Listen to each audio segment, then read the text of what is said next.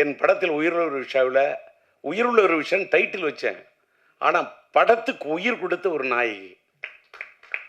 அதுக்கு மேலே எனக்கு வார்த்தை கிடையாது. அப்படிப்பட்ட ஒரு பெண்ணு. அந்த அம்மா வந்து பேசுனது கொஞ்சம் என்னை டிஸ்டர்ப் பண்ணிடுச்சு. ஏன்னா என்ன சாமிக்கு மீன்லாம் சொன்னிச்சு, தகப்பன் சாமின்னு. மனிதன் வந்து குணத்தால் தான் தெய்வமாக முடியும். God is great. இறைவனை மீறி இந்த உலகத்தில் எதுவுமே இல்லை. அந்த என்னால் இறைவனுடைய இடத்துக்கெல்லாம் போக முடியுமாங்கிறது அந்த இடத்துல தான் நான் ஃபீல் பண்ணேன். அதனால் நல்லி வந்ததில் ரொம்ப சந்தோஷம். எனக்கு இப்போ கூட இது வந்து நான் நிறைய இதில் சொல்லுவேன், யாராலையும் புரிஞ்சிக்க முடியாது. நான் இப்போ கோயிலுக்கெல்லாம் போகிறதில்ல, நான் எந்த குளத்துக்கும் போகிறதில்ல, எந்த ஸ்தலத்துக்கும் போகிறதில்ல. ஏன்னா நான் இப்போ உள்ளம் பெருங்கோயில் ஊனுடம்பாளையம் வள்ளல் பிரானாருக்கு வாய் கோபுரவாசல் தெல்லத்தெளிந்தோருக்கு சீவனை சிவலிங்கம் கள்ளப்புலனைந்தும் காளாமணி ஒளி விளக்கே அப்படின்ற உள்ளத்தில் தான் தெய்வம் இருக்கான்னு அருட்பெருஞ்சோதி தனிப்பெருங்கருணை வள்ளலார் வழிக்கு போயிட்டேன். உட்காந்த இடத்துல கண்ணை மூடுறேன். மூணுன்னா அப்படியே தியானிக்கிறேன். எனக்கு எதை பற்றியுமே கவலை இல்லை. என்ன அமெரிக்கா போன என்ன பாடி பறந்து வருதுன்னு எழுதிட்டான். விமானம் தாண்டா பறந்து வரும், பாடி எப்படிடா பறந்து வரும்? அதெல்லாம் இதெல்லாம் இப்போ என்ன கேட்டால், நம்ம மறைந்த பிறகு நமக்கு என்னென்ன மலர் மாலை வைப்பாங்க, நமக்கு என்னென்ன பண்ணுவாங்க, நமக்கு சவப்பட்டி எப்படி தயார் பண்ணுவாங்கன்னு. படப்பொட்டி தயார் பண்ண எனக்கு உயிரோடு இருக்குள்ளே சவப்பொட்டி தயார் பண்ண உலகம் அது. இதை விட வார்த்தையே இல்லை. படப்பொட்டி தயார் பண்ண எனக்கு நான் சம்பாதிச்ச பணத்தெல்லாம் பணப்பொட்டியில் கொண்டு வச்சதே இல்லையா. மேக்சிமம் படப்பொட்டியில் தான் போடுவேன். இந்த பொண்ணுங்களுக்கு கதாநாயகிகளுக்கு இருக்கக்கூடிய இந்த தன்மை இப்போ எல்லாம் சொன்னாங்க. ஏன் என்ன நல்லி இப்படின்னா, ஒன்றே ஒன்று சொல்கிறேன், யாரும் சொன்னால் நம்ப மாட்டீங்க. என் படத்தில் நடித்த எல்லாருமே நல்லா இருக்குன்னு தான் நினைப்பேன். எல்லாருமே. அது ராதாரவி நம்புகிறாரோ இல்லையோ, ராதாரவி இந்த தேர்தலில் நிற்கிறீங்க, நீங்களும் ஒரு நண்பரும் நிற்கிறீங்க, நீ கும்பராசி, நீங்கள் வந்து ஒன்றே ஒன்று தோல்வியை சந்திக்க எழுதி வச்சுக்க, ரைட் இட் இந்த பேப்பர். சொன்னா இல்லையான்னு கேளுங்க. இதை சொல்கிறதுனாலே நான் பல பேருக்கு கெட்டவன். பொய் உண்மையை மறைச்சி சொன்ன அது நல்லிம்மா உனக்கு இப்படி இருக்கு, நீ இந்த ராசி, இந்த மேடையில் சொல்ல மாட்டேன், உடனே யாராவது ஃபோன் பண்ணி இதுதான் ஒரு ராசியா அப்படின்னு நல்ல நேரத்துக்குள்ளே பாராட்டிடுவான். கெட்ட நேரங்குள்ளே என் கதாநாயகி ஏதாவது சொல்லிடக்கூடாது. என்னத்துக்கு இதை சொல்கிறேன்னா, கொஞ்சம் வாட்டர் கொடு.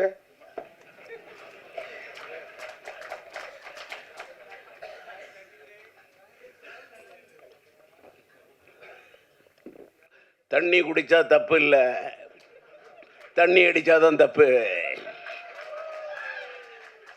ஓகே, ஏன்னா எம்ஆர் ராதாவோட ரசிகன்.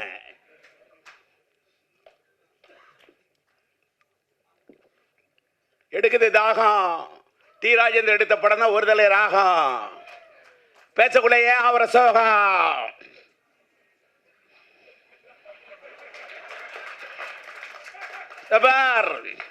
என்னடா என்ன பக்கத்தில் வச்சுட்டு எங்க அப்பா மாதிரி பேசுறாரு. பேசுவேன். அவரோட நடிப்பார்.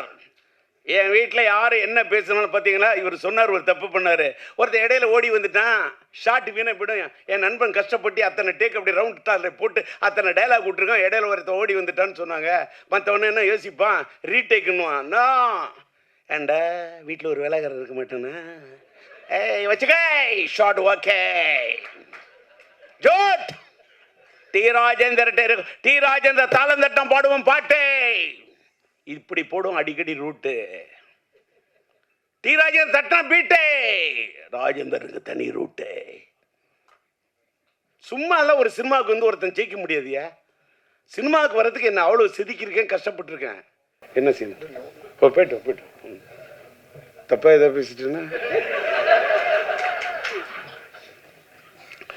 என்னோட கேரக்டர் என்னன்னா எல்லாரும் சொல்லுவாங்க, இவர் ரொம்ப கோவக்காரு, இவர் அது இதுலாம். ஒரு காலத்தில் நான் கோபமாக இருந்ததெல்லாம் உண்மைதான், நான் இல்லைன்னா சொல்ல. அந்த கோவம்லாம், இந்த கோவத்தெல்லாம் விட்டுட்டு இப்போ அப்படியே இன்னொன்று நான் எல்லாரும் சொன்னேன், காதல் சுகுமார் கூட தெரியும், ராதா ரவிக்கு தெரியும். எல்லாரும் என்ன நினைக்கிறோம், நான் சீரியஸாக படம் எடுக்கிற டைரக்டர் மட்டும்தான் தெரியும். நான் என் படத்தில் அவ்வளோ காமெடி சீன் எடுப்பேன். என் காமெடி சீன் எடுக்கல கவுண்டர் சிரிப்பாரு, ராதாரவி சிரிப்பாரு, காதல் சுகுமார் சிரிப்பான், கவுண்டமணி என்ன சிரிப்பாரு, சந்தானம் சிரிப்பாரு, எல்லாருமே சிரிப்பாங்க, ரசிப்பாங்க. நல்லி கூட ரசிக்கும், சிரிக்கும். ஆனால் படத்தை ஃபைனல் பண்ணும்போது எனக்கு ஃபுட்டேஜ் ப்ராப்ளம், காமெடி சீன்ஸ்லாம் தூக்கிட்டு ஒரு ரியல் என்ன அதை அந்த காமெடி சீன் எடுத்தப்போ சிரிச்சேன்னா அந்த காமெடி சீன் ஃபுட்டேஜில் தூக்கணும்னு உட்காந்து அழுவேன். இதுதான் என்னோட உண்மையான கேரக்டர். ஆனால் இன்னைக்கு இனிமேலாம் அழுகுற மாதிரிலாம் படம் எடுக்கிறத விட இப்போ காதல் படம் எடுக்க போகிறேன். அந்த காதல் படம் 50% காதல்னு 50% காமெடி. காமெடியை தான் எடுக்கணும். ஏன் தெரியுமா? லைஃப் ஃபுல்லாக எல்லாருக்கும் ஸ்ட்ரெஸ்ஸு. எல்லா பையனும் டென்ஷன்லாம் வாழறான், ஃபோனே ட்ரோல் பண்ணிகிட்டு இருக்கான். நான் டிஆர் வந்திருக்கேன், வந்துட்டு போ. நான் எஸ்டிஆரோட அப்பா. எஸ்டிஆர் எங்கே இருக்காரு? ஏதோ உன் பக்கத்தில் பின்னாடி. எங்கே இருக்காரு, எங்கே இருக்காரு? அப்படி இருக்கான் வாழ்க்கையில். ஏன்னு கேட்டால் அப்பா மதிக்க மாட்டேங்கிறான், அம்மா மதிக்க மாட்டேங்கிறான், சொந்தக்காரன் மதிக்க மாட்டேங்கிறான், லவ் பண்ணுற பொண்ணையும் மதிக்க மாட்டேங்கிறான். ஏன்னு கேட்டால் இன்ஸ்டாகிராமில் இருக்கிற அதை விட அழகாக இருக்கலாம். அட என்னையா உலகம் இது! மார்ச் 4 அதான் உயிர் ரிலீஸ் ஆன நாள். அந்த நாளை எனக்கு பிடிக்கும். என் மனைவி பிறந்த நாள் 22, அது கூட்டின நாள். எனக்கு நாளை பிடிக்கும். நான் மயிலாடுதுறையில் ஈஎம் இப்ராஹிமியை தேடி போகிறதுக்கு வடகரை பஸ் ஏறுவோம். அந்த பஸ்ஸோட நம்பர் 4. எனக்கு நாளை பிடிக்கும். நான் அந்த நாளை வச்சுக்கிட்டு தான் பிப்ரவரி 4க்கு வரலான்னு பார்த்தா முடியல சூழ்நிலை. ஏன்னா பிப்ரவரி 6 என் பையன் சிலம்பாட்டம் வந்தோன்னு நான் என் படத்தை தள்ளிக்கிட்டேன். இப்போ தள்ளி வரேன். இப்போ பிப்ரவரி 13 இன்னைக்கு டிசைட் பண்ணுறதுக்கு கூட ரீசன் அன்னைக்கு சொன்ன மாதிரி ஒரு வேளை தம்பி விஜய் சாரோட படம் வந்ததுன்னா கூட நான் படத்தை தள்ளி போவேன்னு சொன்னேன். எல்லாரும் தப்பா எதுக்கு சொல்கிறேன்னா, இன்னைக்கு முன்ன நீங்கள் நினைக்கிற காலத்து சினிமாலாம் இன்னைக்கு இல்லை. நீங்கள் நான் அது அப்படி அந்த படம் வந்தாலும் நான் மோதுவேன், இந்த படம் வந்தாலும் நான் மோதுவேன், எந்த படம் வந்தாலும் மோதுவேன் என்று சொல்லி நான் குதிக்க தயாராக இல்லை துள்ளி, வார்த்தை விட தயாராக இல்லை அள்ளி, சூழ்நிலை பார்த்து படத்தை விட வேண்டுமா விடுவேன் தள்ளி. இதுதான் இன்னைய ராஜேந்தர். முன்னையெல்லாம் சத்திரியன் ராஜேந்தர், இன்னைக்கெல்லாம் சாணக்கியன் ராஜேந்தர். இப்போ என்னடா இவர் அது பேசல இது பேசல, பாலிடிக்ஸ் பேசல, இந்த புலி பதுங்குது. இன்னொன்று, நான் பாலிடிக்ஸ் பேசி என்ன, நான் பாலிடிக்ஸ் பேசினப்ப அப்படி இப்போ கொள்கைக்காக பேசினப்ப அப்படி பேசினப்ப உறக்க பேசினப்ப ஈழத்தமிழர்களுக்காக என்னுடைய பதவியை ராஜினாமா பண்ணதுக்காக எனக்கு என்ன பட்டையும் கொடுத்துட்டாங்க, எனக்கு என்ன பெரிய பொன்னாடையை போத்திட்டாங்க. அதெல்லாம் சும்மா. இங்கே தலையெடுத்து நல்லா இருந்தால் தான் வாழ்க்கை. எதுக்கியா இருக்கவே இருக்கு நம்ம சினிமா. எனக்கு வாழ்க்கையில் பிடிச்சது 4 அம்மா. ஒன்று என்னை பெத்த அம்மா, நான் பார்த்ததில்லை பிரம்மா. அதுக்கு எடுத்தது என்னை ஆளாக்குன சினிமா. இன்னொன்று என்னுடைய இந்த தூய்மையான ஆத்மா, இந்த ஆன்மா.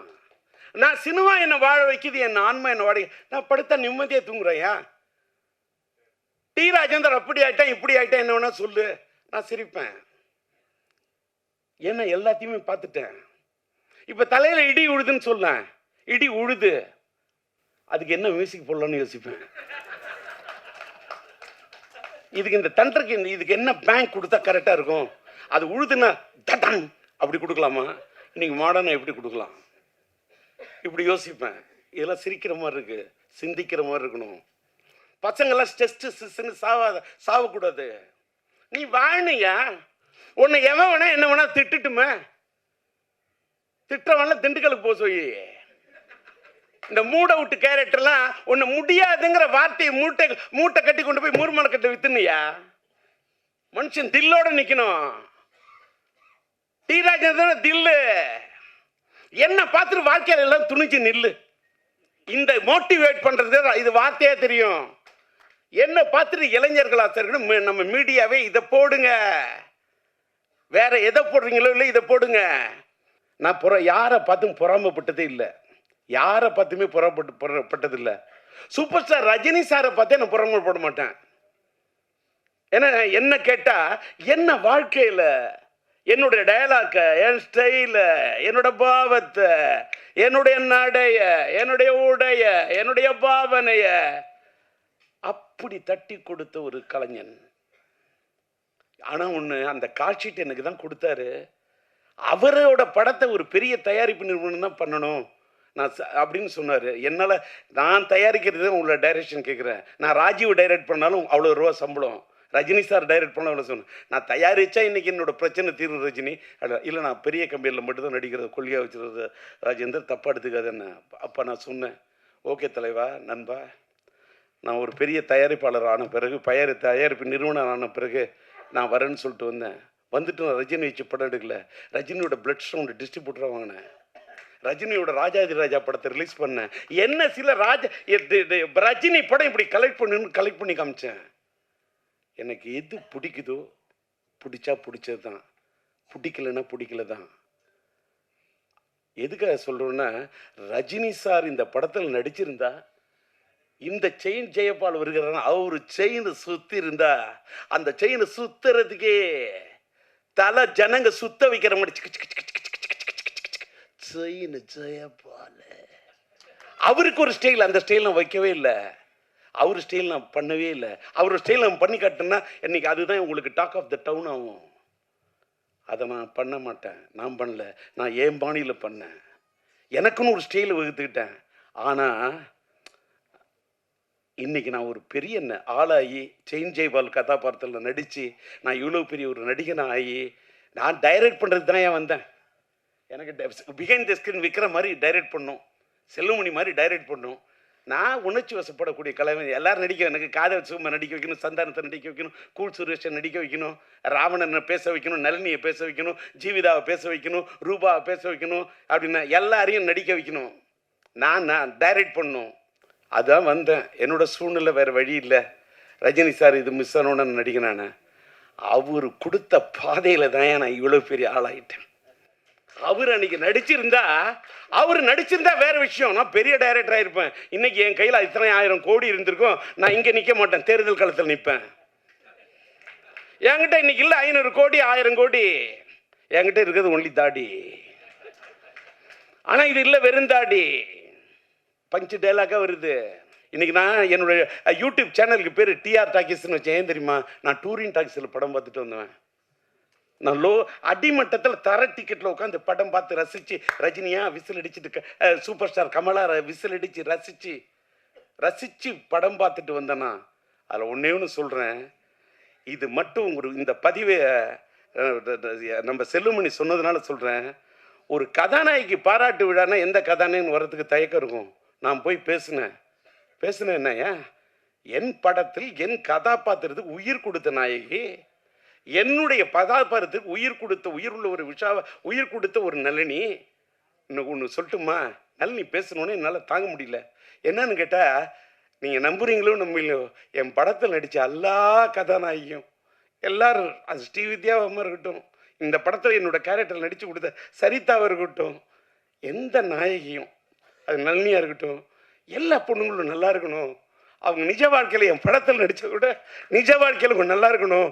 ரோஜா செல்லுமணி நல்லா நேசிக்கிறான் அந்த மனுஷன், அவன் இயக்குனர், அந்த ரோஜா நல்லா இருக்கணும் அப்படின்னு என் கையில் ரோஜா இல்லாட்டா கூட அப்படியே நல்லா இருக்கட்டும் ராஜா. அதனால தான் போய் ரோஜாவுடைய அந்த பாராட்டு விழாவில் போய் பேசுகிறேன். இங்கே பாரியா, எனக்கு நடிக்க தெரியாதியா, தரையில் நடிக்க தெரியாது, திரையில் மட்டும்தான்.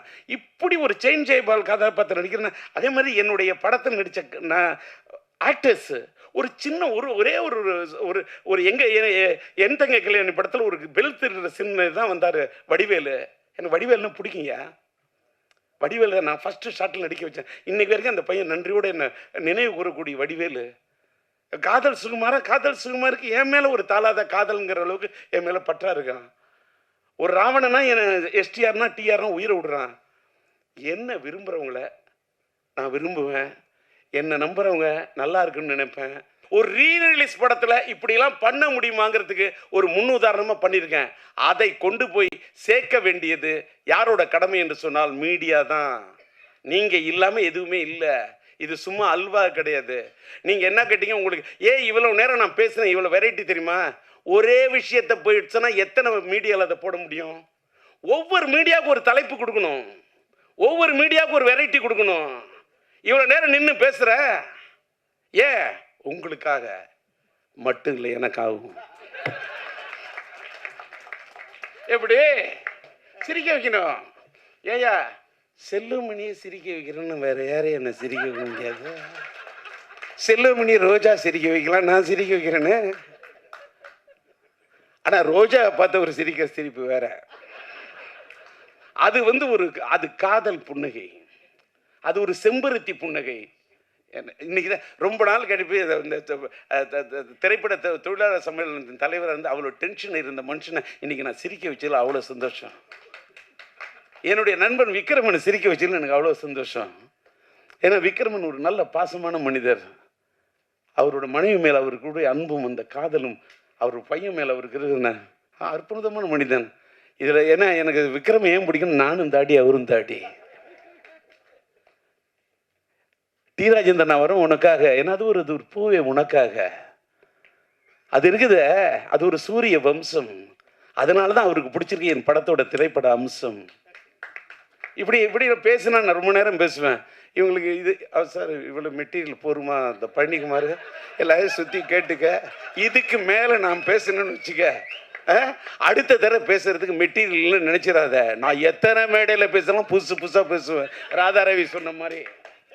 என்ன பாரு, எல்லாத்த விட என்னுடைய இன்னொன்று நல்லா எல்லோரும் டி ராஜேந்திரன் கம்பெனி டீ கிடைக்கல காப்பி கிடைக்கல சொல்லக்கூடாது. நல்லா டீ சாப்பிட்டீங்களா, காப்பி சாப்பிட்டீங்களா, வடை நான் சாயங்காலம் சாப்பிட்ருக்கணும் வடை. இப்போ நான் சொல்ல போகிறேன் உங்களுக்கு விட. ஏன்னா அதில் கூட ஒரு விடுத்து ஒரு தமிழ் நடை. காரணம் டிஆர்எட் இருக்கிறது ஒரு தமிழ் மடை. இதுக்கு மேலே நான் விரிக்கிறதா இல்லை கடை. நன்றி, வணக்கம். பத்துமா.